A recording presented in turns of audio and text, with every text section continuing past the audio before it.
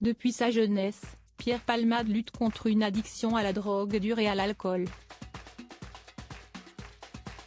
C'est à cause de la cocaïne que l'humoriste de 54 ans a percuté une famille, en voiture, en blessant gravement les 3 passagers le 10 février 2023. Il est actuellement assigné à résidence à l'hôpital Paul Brousse après avoir été victime d'un AVC le 25 février dernier. Sa toxicomanie a énormément fait souffrir ses proches, année après année, notamment parce que l'artiste a de nombreuses fois rechuté, malgré sa volonté de s'en sortir. Comme le rapportaient nos confrères de Paris Match, le 16 février, son ami Michel Larocque l'a vu sombrer lorsqu'il se donnait la réplique, sur scène. Pendant les représentations de leur pièce de théâtre Ils s'aiment, l'actrice de 62 ans a pu remarquer que Pierre Palmade n'était pas toujours sobre. Par le passé, elle s'était déjà exprimée sur le sujet: « Quand Pierre arrivait sur scène, je voyais très vite dans quel état il était. Je pleurais parfois avant que le rideau s'ouvre tellement je comprenais qu'il était ailleurs.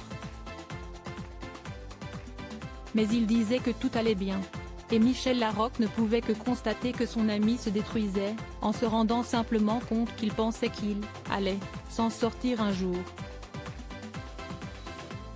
Dans l'émission C'est à vous, diffusée en mai 2019, l'humoriste se confiait sur la douleur que ressentait la comédienne à cause de son comportement et de son addiction.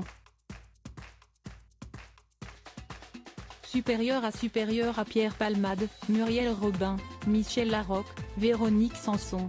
Les femmes de sa vie, une amitié difficile à vivre pour la comédienne. Michel en avait marre que je joue dans un sale état. On commençait la scène face à face, et je voyais sur sa joue une larme couler, se remémorait Pierre Palmade en indiquant qu'il pouvait le masquer au public, mais pas à elle. Elle se sentait seule, et elle était triste, expliquait-il avec émotion. Plus récemment, sur les ondes de France Bleu, le 9 mai 2022, Michel Larocque révélait que ce n'est pas facile d'être ami avec quelqu'un qui a de lourds bagages, qui se fait du mal.